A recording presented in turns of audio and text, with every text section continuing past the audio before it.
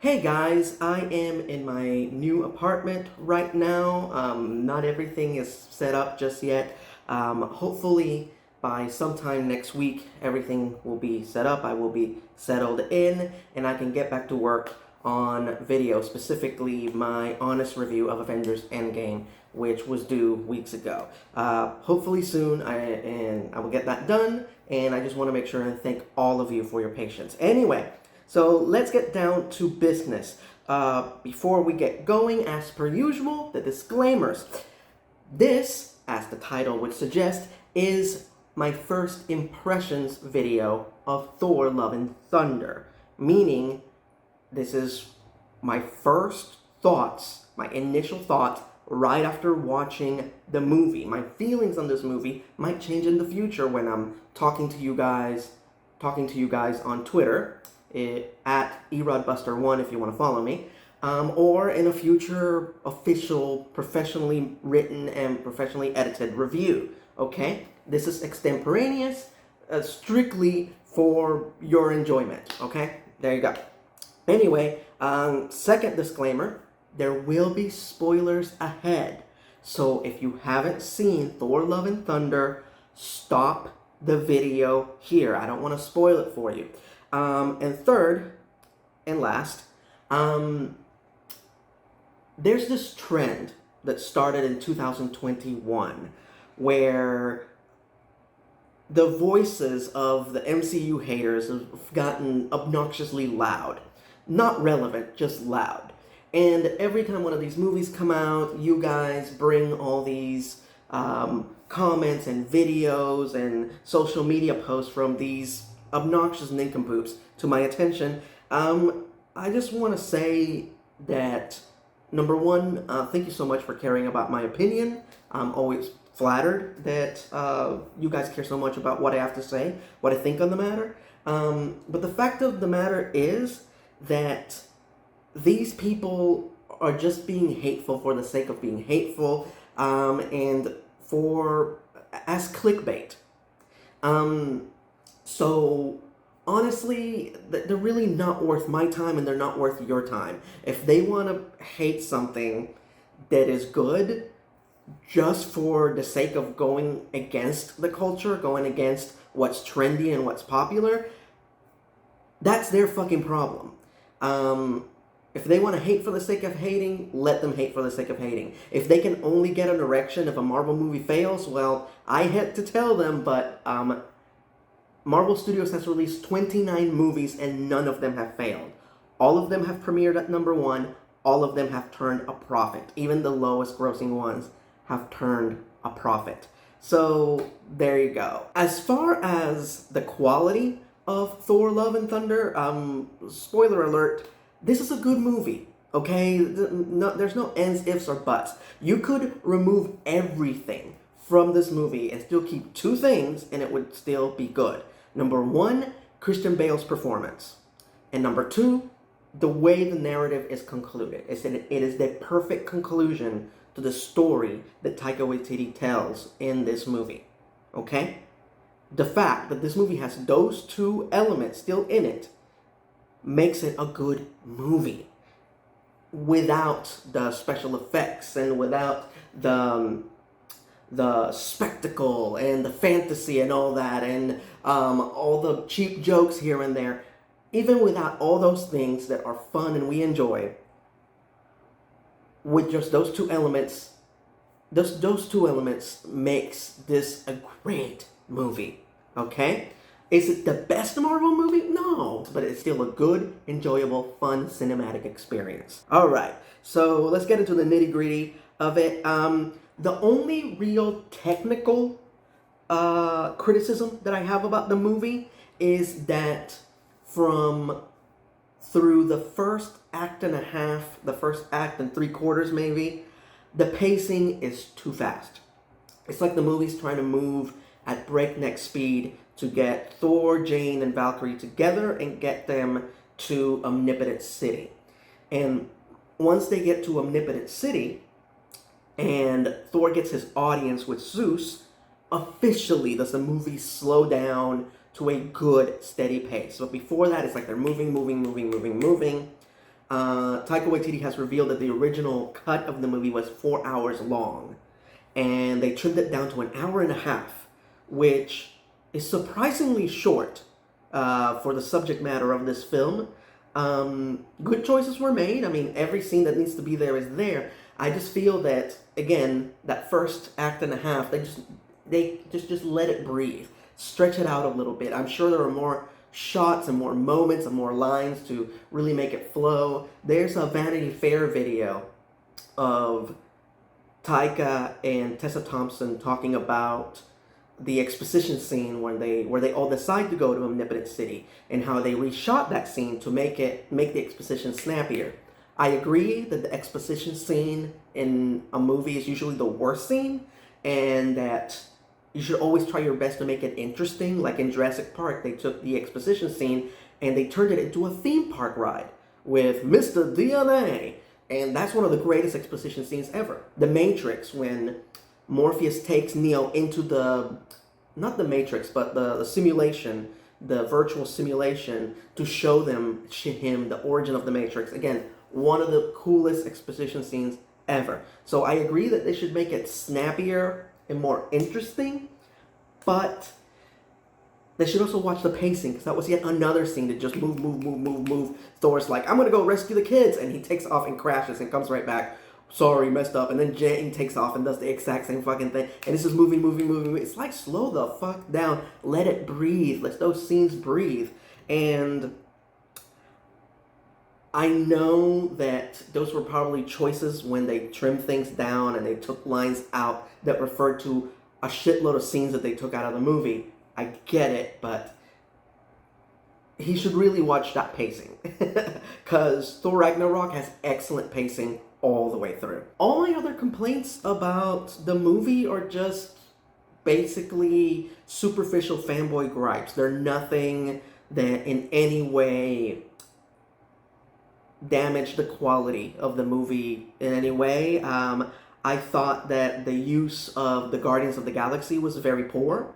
Not bad, just poor. It's just painfully obvious that at the end of Endgame, when Thor took off with the Guardians of the Galaxy, there was no plan there. It's obvious. And if there was a plan, it was abandoned in this movie. But again, it was cool to see them. It wasn't horrible. It's just, they're the Guardians of the Galaxy. They're great characters. They could have been used better. I don't even think Drax has a line in the movie. And if he did, I didn't notice it. I completely missed it.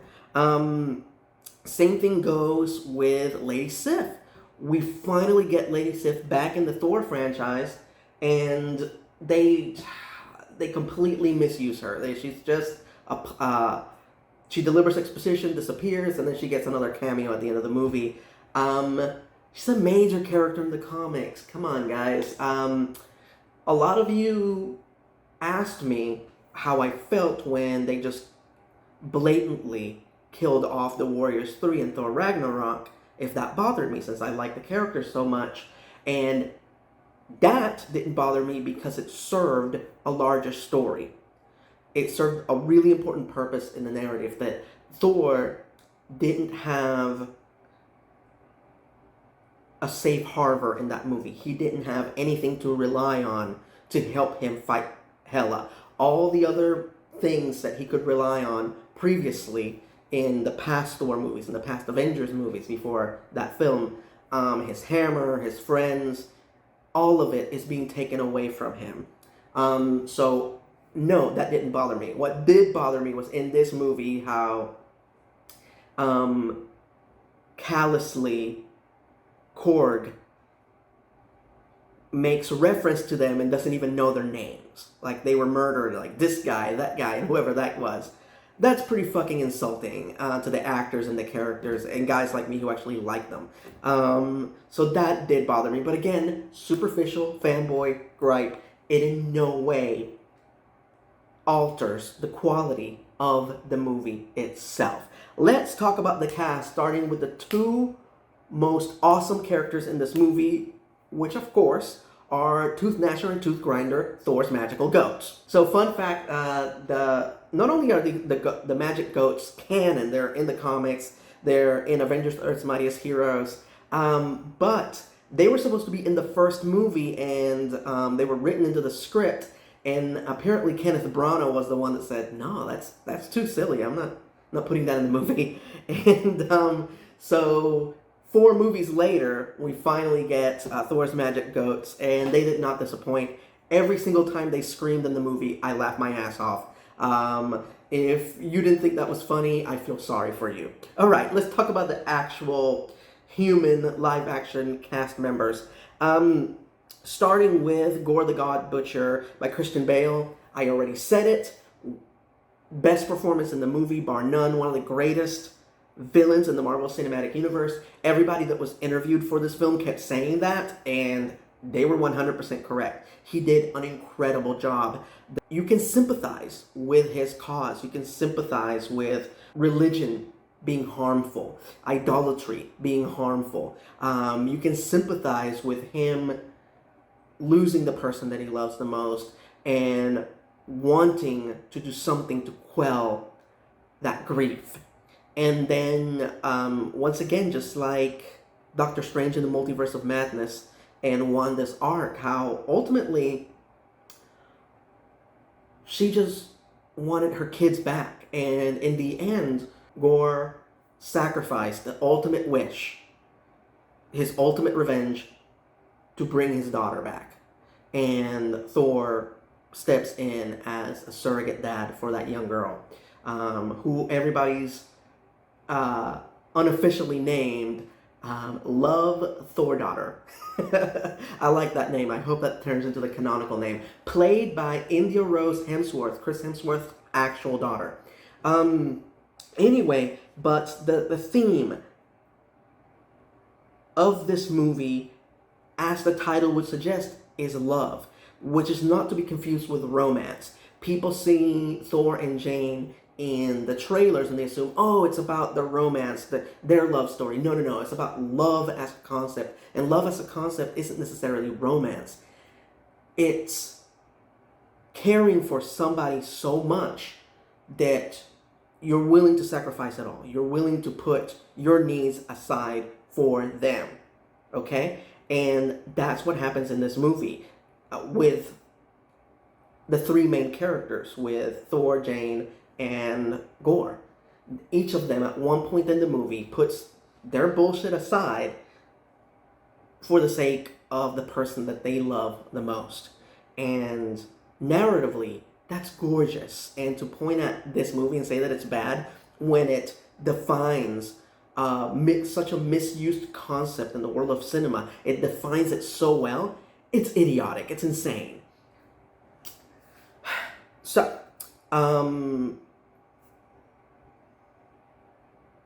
Tessa Thompson as Valkyrie, freaking excellent. There were a lot of rumors going around that she would have a romantic relationship with Sif in this movie, and I'm so fucking disappointed that that didn't happen, as it would have given Sif a lot more to do. But other than that, Tessa Thompson was, pushed further to the front, and she did an amazing job being the king of Asgard, being the person that's in charge. I love that one of her assistants is Daryl from all the Thor Ragnarok sketches of Thor having a roommate after he breaks up with Jane. So awesome. Love Daryl. Korg, I thought was a bit superfluous in this movie. He kind of served more as a kind of like a Greek choir, kind of a C-3PO, R2-D2 sort of a role here. With that, I thought the framing device was decent of him telling the story of Thor throughout the movie. I will say, in spite of that, in spite of feeling like he was like the fourth wheel of a tricycle, even though he felt like a fourth wheel, when Zeus kills Korg, oh my god, it shocked the fuck out of me. I legit thought he was dead. Of course he wasn't. It was a big joke. But that was the moment, believe it or not, the moment that in this movie that shocked me the most.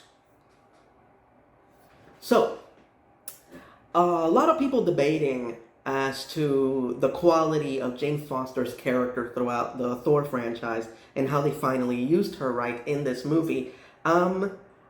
I feel strongly that there was nothing wrong with the character of Jane Foster in the first two Thor movies. Are there superior interpretations? Absolutely. But I felt that the character worked because she was somebody that's such a workaholic that she completely misses anything that would equate to a normal life. You know, a significant other, children, getting married, all that stuff. She's so career driven. And to me, that's great. The person that's not looking for a super hot boyfriend has a super hot boyfriend like fall out of the fucking sky right in front of her. So to me, that worked. It's how the character was used in those movies that I thought was poor. How she went from being really self-reliant in the first Thor movie to being a complete damsel in distress in the second one. Like, they just didn't know how to fucking use her. She redeems herself a little bit at the end, but maybe a little too much. In my opinion, where the movie was called Thor: The Dark World.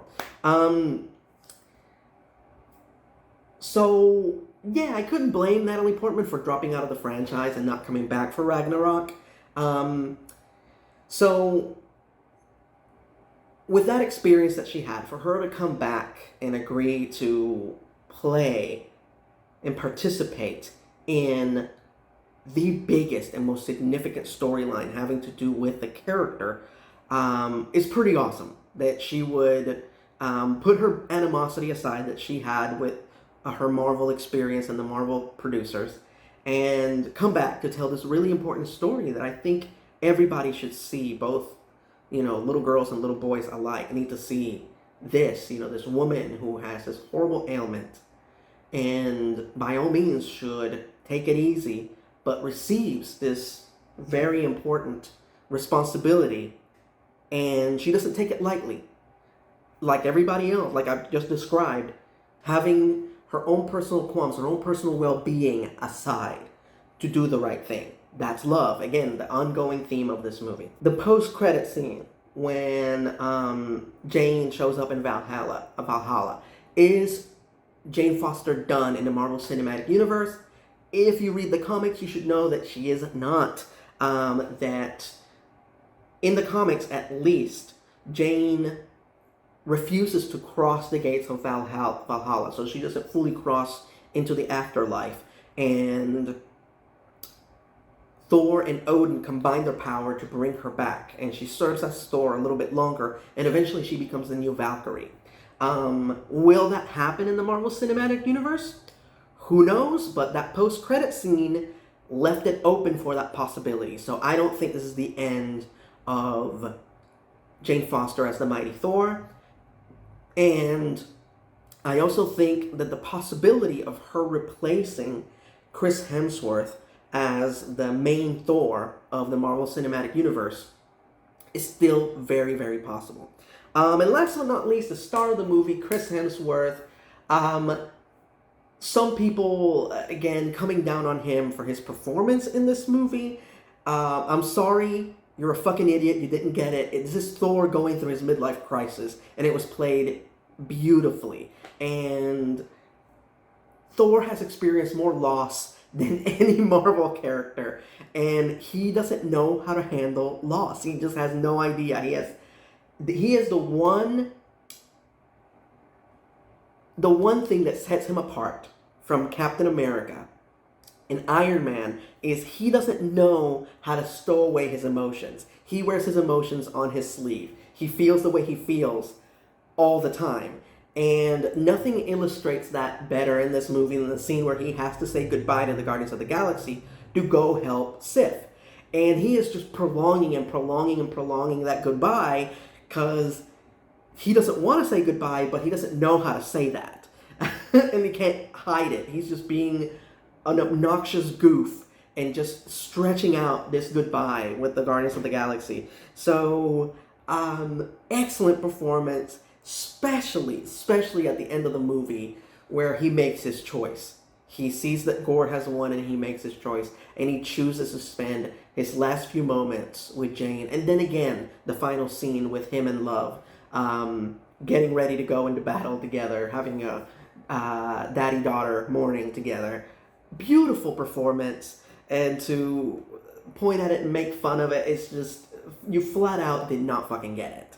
Anyway, so I think the most amazing thing about this franchise, about the Thor franchise, is how it went from being the least valuable of the Marvel franchises, the one that everybody just underestimated and only liked because of the actors, specifically Chris Hemsworth and Tom Hiddleston, that this franchise grew to be one of the most popular, so popular that it's the only solo franchise to warrant a fourth movie. And in this fourth movie, we don't have Loki, who many consider to be the most popular character of the Thor franchise. That's badass. The million-dollar question that everybody keeps asking, or everybody who's seen this movie, is which do you prefer? Did you like this one more, or did you like Thor Ragnarok more? For me, personally, I still like Thor Ragnarok more. I thought that the stakes were way higher. You know, like I just illustrated earlier, Thor is getting everything taken away from him. You really feel like Thor can lose in this one. And unlike this movie, the pacing is excellent all throughout Thor Ragnarok. So I still prefer Thor Ragnarok over this one, even though I like this one very much. Anyway, so I already talked about the post-credit scene. What about the mid-credit scene? Officially introducing Hercules into the Marvel Cinematic Universe, who is a major character in the comics. What do I think they're going to do with Hercules? So, a lot of people have theories and as to where they're going to go with Thor 5, if they make Thor 5. And some people are saying they might do the War of the Realms or Fear Itself, which are two really good storylines that could potentially be made even better with an MCU adaptation. Now, those sound great, and that sounds very possible. Either one, I would love to see adapted into a movie. However, in the meantime, just a personal theory that I have, as most of you know, there's a rumor going around that they're going to do a Thunderbolts movie with all the former villains or all the former shadier heroes or anti-heroes of the Marvel Cinematic Universe. They're going to get together and form the Thunderbolts, which are Marvel's version of the Suicide Squad, with Bucky Barnes, the former Winter Soldier, as their commanding officer, as their Rick Flag, if you want to say. I think if they do that, if they do the Thunderbolts, that Hercules will be part of that theme. He will be their Thor. That's my theory, and I'm sticking to it. If I'm wrong, I'm wrong. No worries. Today, on my Patreon page, I am posting on E-Rant on Miss Marvel. What time is that going to be on there? I don't know. My schedule's a little wonky. I have to, as you can see, I'm still trying to get my shit together here in Virginia. So by the end of the day, I promise you guys that my E-Rant on Miss Marvel will be posted on my Patreon page. If not, definitely by tomorrow morning, okay? By midnight today, that will be posted, I promise you. I just don't know the exact time, so bear with me. So if you want to check that out and you're not a patron, all you have to do is go to patreon.com/erod and pledge $1. That's it, $1. You help support me and continue in my video production and content creation, and in return, you get bonus videos on my Patreon page. Can't beat that with a wooden stick. So thank you so much for your ongoing support. I've said it a million times and I'll say it again.